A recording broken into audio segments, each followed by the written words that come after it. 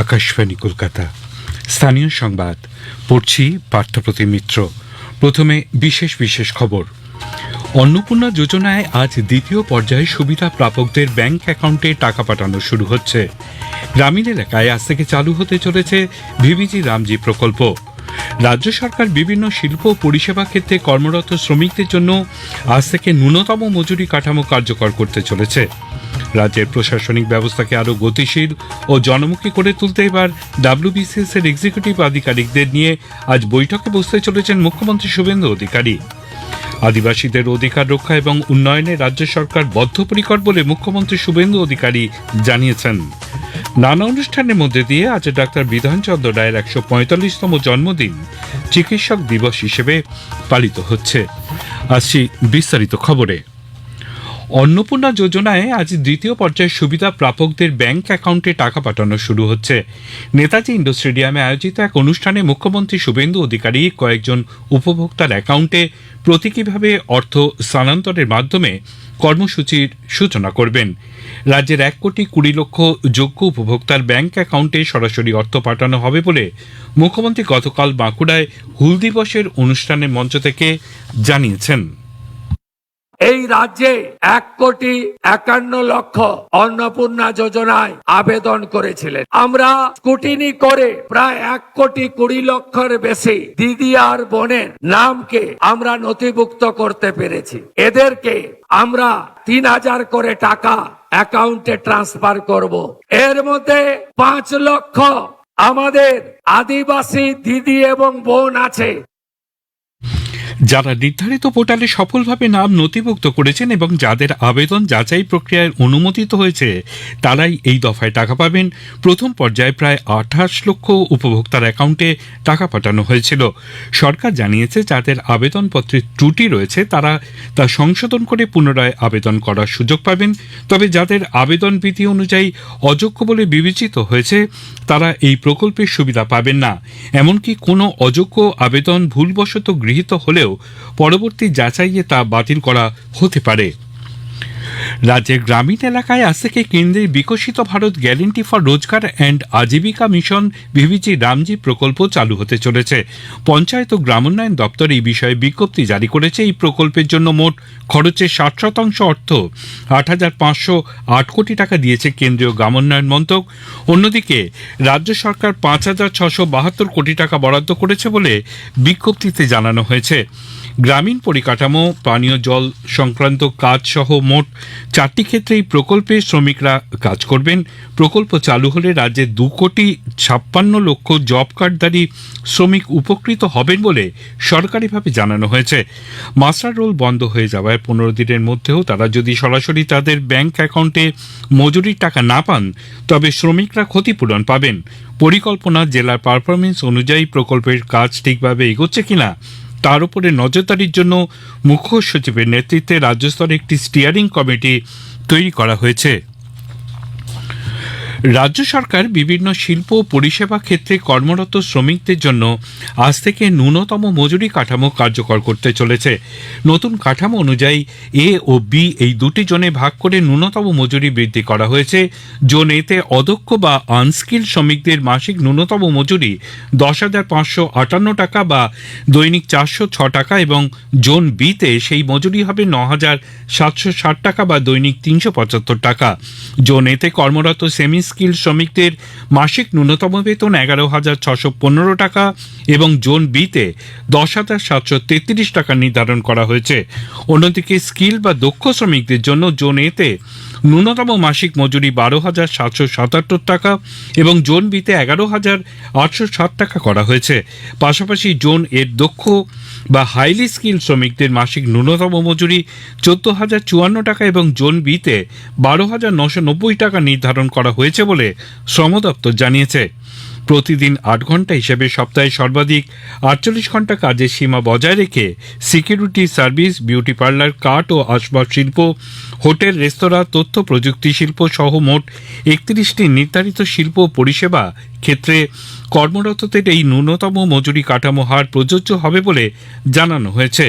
এদিকে বিগত সরকার শ্রমিকদের ন্যূনতম মজুরি 6 বার বৃদ্ধির কথা ঘোষণা করলেও হোশিয়ারি শিল্পে তা কার্যকর করা হয়নি বলে অভিযোগ জানিয়ে ওয়েস্ট বেঙ্গল হোশিয়ারি মজদুর ইউনিয়ন শ্রম দপ্তরে স্মারকলিপি জমা দিয়েছে।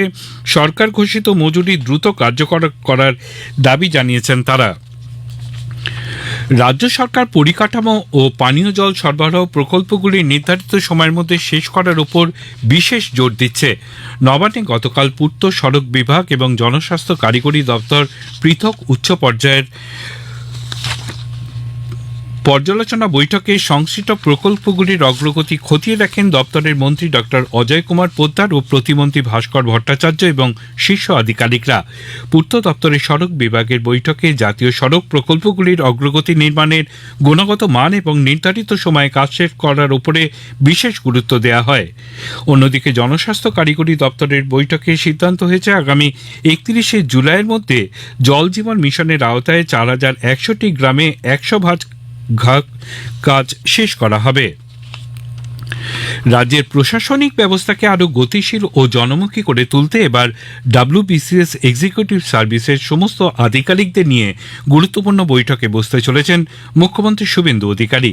ধনতান্নে অডিটোরিয়ামে আজ বিকেলে এই বৈঠক হবে। রাজ্যের বিভিন্ন প্রান্তে কর্মরত WBCS আধিকারিকদের সঙ্গে সরাসরি মত বিনিময় করবেন মুখ্যমন্ত্রী। প্রশাসনিক অভিজ্ঞতা, সরকারি পরিষেবা আরও দ্রুত ও কার্যকরভাবে সাধারণ মানুষের কাছে পৌঁছে দেওয়া, বিভিন্ন উন্নয়নমূলক প্রকল্পের বাস্তবায়ন এবং প্রশাসনিক সমন্বয় নিয়ে বৈঠকে আলোচনা হবার সম্ভাবনা রয়েছে। এই গুরুত্বপূর্ণ বৈঠকে উপস্থিত থাকবেন রাজ্যের মুখ্য সচিব, মুখ্যমন্ত্রীর পরামর্শদাতা কর্মীবর্গ ও প্রশাসনিক সংস্কার দপ্তরের অতিরিক্ত মুখ্য সচিব, অর্থ দপ্তরের অতিরিক্ত মুখ্য সচিব এবং স্বরাষ্ট্র দপ্তরের প্রধান সচিব। রাজ্যের IAS আধিকারিকদের সরকারি গাড়িতে বিশ্ব বাংলার প্রতীকযুক্ত পতাকার পরিবর্তে নেভি ব্লু রঙের পতাকায় অশোক চক্র সহ ভারতীয় প্রশাসনিক পরিষেবার প্রতীক ব্যবহারের নির্দেশ দেওয়া হয়েছে। কর্মীবর্গ ও প্রশাসনিক সংস্কার দপ্তর এক বিজ্ঞপ্তিতে জানিয়েছে, পদমর্যাদা অনুযায়ী পতাকার আকার আলাদা হবে। পতাকা শুধুমাত্র সরকারি কাজে ব্যবহৃত গাড়িতেই লাগানো যাবে।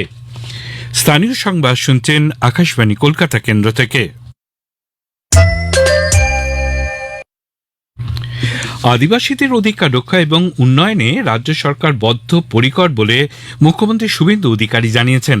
বাঁকুড়ার মুকুটমণিপুরে একলব্য মডেল আবাসিক বিদ্যালয়ের মাঠে গতকাল হুল দিবস উদযাপন অনুষ্ঠানে যোগ দিয়ে মুখ্যমন্ত্রী বলেন, বর্তমানে বিকশিত স্বাধীন ভারতের ভিত্তিপ্রস্তর স্থাপিত হয়েছিল জনজাতিদের আন্দোলনের মধ্যে দিয়ে। অটল বিহারী বাজপেয়ী সাঁওতালি ভাষা ও অলচিকি লিপিকে সংবিধানের 8ম তফসিলের অন্তর্ভুক্ত করেছিলেন। আদিবাসীদের অর্থনৈতিক ও সামাজিক অধিকার রক্ষার লক্ষ্যে রাজ্যের মন্ত্রিসভাতেও ক্ষুদিরাম টুডু, জুয়েল মুর্মু, বিশাল লামাদের মতন একাধিক আদিবাসী প্রতিনিধিদের গুরুত্বপূর্ণ ভূমিকা ও দায়িত্ব দেওয়া হয়েছে। পূর্বতন তৃণমূল কংগ্রেস সরকারের আমলে বিভিন্ন ক্ষেত্রে জনজাতি সম্প্রদায়ের মানুষরা বঞ্চিত থেকেছেন বলে অভিযোগ করেন মুখ্যমন্ত্রী। শ্রী অধিকারী আরও বলেন, কেন্দ্রীয় সরকারের ধরতি আবা জনজাতীয় গ্রামীণ উৎকর্ষ অভিযানের আওতায় বর্তমানে রাজ্য সরকার আদিবাসীদের উন্নয়নে সব রকম পদক্ষেপ নিচ্ছে। আমরা আদিবাসীদের কল্যাণে অঙ্গীকারবদ্ধ। তাদের ভাষা, সংস্কৃতি, উপাসনা স্থান, উন্নয়ন, সংরক্ষণ, এই অধিকার অক্ষরে অক্ষরে পালন করব। বিগত সরকারের আমলে এখানে অনেক কর্মসূচি পালন করা হয়নি। আমি আনন্দের সঙ্গে আপনাদের কাছে ঘোষণা করতে চাই, ভারত সরকারের ধরতি আবা জনজাতীয় গ্রামীণ উৎকর্ষ অভিযান, এই অভিযানে এই সরকার ইতিমধ্যে অন্তর্ভুক্ত হয়েছে। নানা অনুষ্ঠানের মধ্যে দিয়ে আজ ডাক্তার বিধানচন্দ্র রায়ের 145তম জন্মদিন উদযাপিত হচ্ছে। দিনটি চিকিৎসক দিবস হিসেবেও পালিত হচ্ছে। বাংলার রূপকার ডাক্তার বিধানচন্দ্র রায় পশ্চিমবঙ্গের দ্বিতীয় মুখ্যমন্ত্রী হিসেবে অসাধারণ দক্ষতার সঙ্গে রাজ্য পরিচালনার কাজ করেন। চিকিৎসক হিসেবে অসাধারণ খ্যাতিও অর্জন করেছিলেন ডক্টর রায়। অসাধারণ দূরদৃষ্টি সম্পন্ন অনন্য সাধারণ ব্যক্তিত্বের মানুষ ছিলেন ডাক্তার বিধানচন্দ্র রায়। 1991 সালে ডাক্তার বিধানচন্দ্র রায়ের জন্মদিনটি জাতীয় চিকিৎসক দিবস হিসেবে পালনের কথা ঘোষণা করে তৎকালীন কেন্দ্রীয় সরকার। উল্লেখ্য, তার প্রয়াণ দিবস আজ। 1962 সালে 1 জুলাই ডাক্তার বিধানচন্দ্র রায় প্রয়াত হন। বিধান চন্দ্রায়ের জন্মদিন ও মৃত্যুদিন তথা চিকিৎসক দিবস উপলক্ষে মুখ্যমন্ত্রী শুভেন্দু অধিকারী স্বাস্থ্য ও পরিবার কল্যাণ দপ্তরের বেশ কিছু প্রকল্পের সূচনা করবেন আজ। বিধাননগরের এক সরকারি অনুষ্ঠান মঞ্চ থেকে এই প্রকল্পগুলির সূচনা করবেন বলে প্রশাসনিক সূত্রে খবর। সেই সঙ্গে বিশিষ্ট চিকিৎসকদের সম্বর্ধনা জ্ঞাপন করবেন মুখ্যমন্ত্রী শুভেন্দু অধিকারী। বিভিন্ন চিকিৎসক প্রতিষ্ঠান ও চিকিৎসক সংগঠন বিধান রায়ের জন্মদিন ও মৃত্যুদিন উপলক্ষে তার প্রতি শ্রদ্ধা জ্ঞাপন করবেন। শেষ করার আগে স্থানীয় সংবাদের বিশেষ অংশ আরেকবার। অন্নপূর্ণা যোজনায় আজ দ্বিতীয় পর্যায়ে সুবিধা প্রাপকদের ব্যাংক অ্যাকাউন্টে টাকা পাঠানো শুরু হচ্ছে। গ্রামীণ এলাকায় আজ থেকে চালু হতে চলেছে ভিভিজি রামজি প্রকল্প। রাজ্য সরকার বিভিন্ন শিল্প ও পরিষেবা ক্ষেত্রে কর্মরত শ্রমিকদের জন্য আজ থেকে ন্যূনতম মজুরি কাঠামো কার্যকর করতে চলেছে। স্থানীয় সংবাদ শেষ হলো। আকাশবাণী খবর পড়ছি চঞ্চল ভট্টাচার্য। প্রথমে বিশেষ খবর। দেশজুড়ে আজ ভিবিজি রামজি আইন কার্যকর হবে। এর ফলে গ্রামাঞ্চলে 125 দিনের কাজের গ্যারান্টি নিশ্চিত হবে। শ্রম ও কর্মসংস্থান মন্ত্রক বেকার ভাতা প্রকল্প অটল বিমিত ব্যক্তি কল্যাণ যোজনার মেয়াদ আগামী বছরের 30 জুন পর্যন্ত বাড়ানোর সিদ্ধান্ত নিয়েছে। গ্রিস সফররত কেন্দ্রীয় শিল্প ও বাণিজ্য মন্ত্রী আর্থিক পরিষেবার বিভিন্ন বিষয়ে সহযোগিতা বৃদ্ধির মাধ্যমে ভারতের সঙ্গে সে দেশের সম্পর্ক শক্তিশালী করার ক্ষেত্রে নানা বিষয় নিয়ে আলোচনা করেছেন। জাপানের প্রধানমন্ত্রী ষোড়শ ভারত জাপান বার্ষিক শীর্ষ সম্মেলনে যোগ দিতে আজ ভারতে আসছেন। বিশ্বকাপ ফুটবলে ফ্রান্স ও নরওয়ে রাউন্ড অফ 16-এ পৌঁছেছে। আসছে বিস্তারিত খবরে। দেশজুড়ে আজ থেকে Viksit Bharat guarantee for Rozgar and Ajeevika mission Gramin VB G RAM G আইন কার্যকর হতে চলেছে। কেন্দ্রীয় গ্রাম উন্নয়ন মন্ত্রী শিবরাজ সিং চৌহান বলেন, গ্রামাঞ্চলে কোনো যোগ্য শ্রমিক যেন একদিনের জন্য কাজ ছাড়া না থাকেন সেটি এর ফলে নিশ্চিত হবে। নতুন ব্যবস্থাটি যথাযথভাবে কার্যকর করতে কেন্দ্রীয় সরকার রাজ্য ও কেন্দ্রশাসিত অঞ্চলগুলির সঙ্গে নিবিড় সমন্বয়ের মাধ্যমে সমস্ত প্রশাসনিক, আর্থিক ও কারিগরি প্রস্তুতি সম্পন্ন করেছে। প্রকল্প রূপায়ণে পর্যাপ্ত আর্থিক সংস্থান নিশ্চিত করা হয়েছে। পরিকাঠামো পুরোপুরি প্রস্তুত। মন্ত্রী বলেন, মজুরি ভিত্তিক কর্মসংস্থানের ক্ষেত্রে 125 দিনের বর্ধিত গ্যারান্টি গ্রামীণ জীবিকাকে শক্তিশালী করবে, দীর্ঘস্থায়ী সামাজিক সম্পদ গড়ে তুলবে এবং বিকশিত ভারতের লক্ষ্য পূরণে গতি আনবে। গ্রামোন্নয়ন মন্ত্রকের বক্তব্য, আইনটি গ্রামাঞ্চলে কর্মসংস্থান, জীবিকার নিরাপত্তা এবং গ্রামে স্থায়ী উন্নয়নের জন্য একটি শক্তিশালী কাঠামো গড়ে তুলবে। এই আইনটি গ্রামাঞ্চলে প্রতিটি যোগ্য পরিবারের জন্য মজুরি ভিত্তিক কর্মসংস্থানের আইনি গ্যারান্টি 100 দিন থেকে বাড়িয়ে 125 দিন করেছে। কেন্দ্রীয় শ্রম ও কর্মসংস্থান মন্ত্রী ডক্টর মনসুখ মান্ডভিয়া নতুন দিল্লিতে এমপ্লয়িজ স্টেট ইন্স্যুরেন্স কর্পোরেশন ইএসআইসির 198তম বৈঠকে পৌরোহিত্য করেছেন। এই বৈঠকে ইএসআইসির স্বাস্থ্য পরিষেবা পরিকাঠামোকে শক্তিশালী করা, ডাক্তারি পড়ার ব্যবস্থাপনাকে সম্প্রসারিত করা এবং সাংগঠনিক দক্ষতার মান উন্নয়নের লক্ষ্যে বেশ কিছু গুরুত্বপূর্ণ বিষয় অনুমোদন করা হয়েছে। এই প্রকল্পের আওতায় যাঁদের বীমা রয়েছে তাদের জন্য বেকার ভাতা প্রকল্প অটল বিমিত ব্যক্তি কল্যাণ যোজনার মেয়াদ আগামী বছরের 30 জুন পর্যন্ত বাড়ানো হয়েছে। এছাড়াও ইএসআইসির স্বাস্থ্য পরিষেবা ব্যবস্থায় আয়ুষ পদ্ধতিকে যুক্ত করার জন্য একটি সমঝোতা স্বাক্ষর হয়েছে। বৈঠকে নতুন দিল্লির বাসাইদারাপুরে একটি ডেন্টাল কলেজ তৈরি এবং উত্তরাখণ্ডের হরিদ্বারে একটি নতুন ইএসআইসি মেডিকেল কলেজ স্থাপনের অনুমোদনও দেওয়া হয়েছে। জয়পুরে 29তম জাতীয় ই গভর্নেন্স সম্মেলন আজ শুরু হচ্ছে। রাজস্থান ইন্টারন্যাশনাল সেন্টারে আয়োজিত দুদিনব্যাপী সম্মেলনটি যৌথভাবে আয়োজন করছে কেন্দ্রীয় প্রশাসনিক সংস্কার ও জন অভিযোগ বিভাগ, বৈদ্যুতিন ও তথ্য প্রযুক্তি মন্ত্রক এবং রাজস্থান সরকার। এবারের সম্মেলনের মূল বিষয়বস্তু হল বিকশিত ভারত 2047, কৃত্রিম বুদ্ধিমত্তা পরিচালিত তথ্যভিত্তিক এবং নিরাপদ ডিজিটাল শাসন ব্যবস্থা। রাজস্থানের মুখ্যমন্ত্রী ভজনলাল শর্মা এই অনুষ্ঠানের উদ্বোধন করবেন। দ্বিতীয় দিনে জাতীয় ই গভর্নেন্স পুরস্কার প্রদান করা হবে। কেন্দ্রীয় কর্মী, জন অভিযোগ ও পেনশন বিষয়ক প্রতিমন্ত্রী ডক্টর জিতেন্দ্র সিং এই সম্মেলনে উপস্থিত থাকবেন।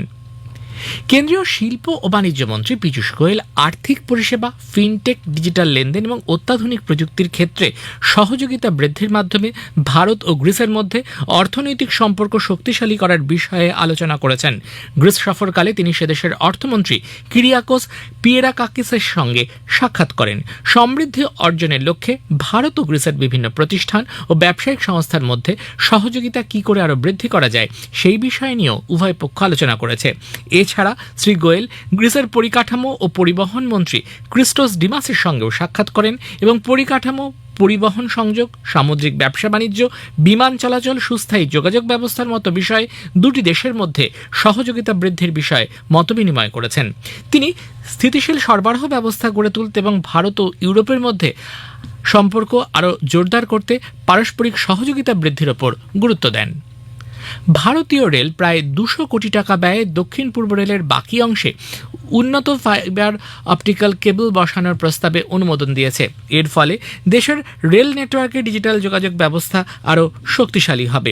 প্রকল্পটি দক্ষিণ পূর্ব রেলের 4টি প্রধান বিভাগের অন্তর্গত 1600 রুট কিলোমিটার এলাকা জুড়ে উন্নত সংযোগ ব্যবস্থা গড়ে তুলবে। এর ফলে আদ্রা, চক্রধরপুর, খড়গপুর এবং রাঁচি ডিভিশনে এই কেবল বসবে। ফলস্বরূপ নিরাপদ, দক্ষ ও প্রযুক্তি নির্ভর রেল পরিষেবা পাওয়া যাবে। দক্ষিণ পূর্ব রেলের আগামী দিনের ক্ষমতা বৃদ্ধির জন্য প্রয়োজনীয় ডিজিটাল পরিকাঠামো গড়ে উঠবে। এ খবর প্রচারিত হচ্ছে আকাশবাণী থেকে। ষোড়শ ভারত জাপান বার্ষিক শীর্ষ সম্মেলনে যোগ দিতে জাপানের প্রধানমন্ত্রী সানায়ে তাকাইচি আজ সন্ধ্যায় 3 দিনের সফরে নতুন দিল্লিতে পৌঁছাবেন। বিদেশ মন্ত্রক জানিয়েছে, সম্মেলনে দ্বিপাক্ষিক সহযোগিতার সামগ্রিক ক্ষেত্র পর্যালোচনা ও জোরদার করার পাশাপাশি পারস্পরিক স্বার্থ সংশ্লিষ্ট আঞ্চলিক ও আন্তর্জাতিক বিভিন্ন বিষয় নিয়ে মতবিনিময় করা হবে। সফরের দ্বিতীয় দিনে রাষ্ট্রপতি ভবনে প্রধানমন্ত্রী তাকাইচিকে আনুষ্ঠানিক সম্বর্ধনা জানানো হবে। এরপর তিনি প্রধানমন্ত্রী নরেন্দ্র মোদীর সঙ্গে আলোচনায় বসবেন। দুই নেতার মধ্যে দ্বিপাক্ষিক সম্পর্কের অগ্রগতির পর্যালোচনা এবং গুরুত্বপূর্ণ বিষয়গুলিতে সহযোগিতা আরও শক্তিশালী করার বিষয় নিয়ে আলোচনার কথা রয়েছে। এরপর সমঝোতা স্মারক বিনিময় ও যৌথ সংবাদ বিবৃতি দেওয়া হবে। প্রধানমন্ত্রী তাকাইচি দিল্লিতে আয়োজিত ভারত জাপান বিজনেস ফোরামেও অংশ নেবেন। প্রধানমন্ত্রী তাকাইচির ভারতে এটি প্রথম আনুষ্ঠানিক সফর। গত বছরের আগস্টে 15তম ভারত জাপান বার্ষিক শীর্ষ সম্মেলনে যোগ দিতে প্রধানমন্ত্রী নরেন্দ্র মোদীর টোকিও সফরের ধারাবাহিকতায় এই সফর অনুষ্ঠিত হচ্ছে।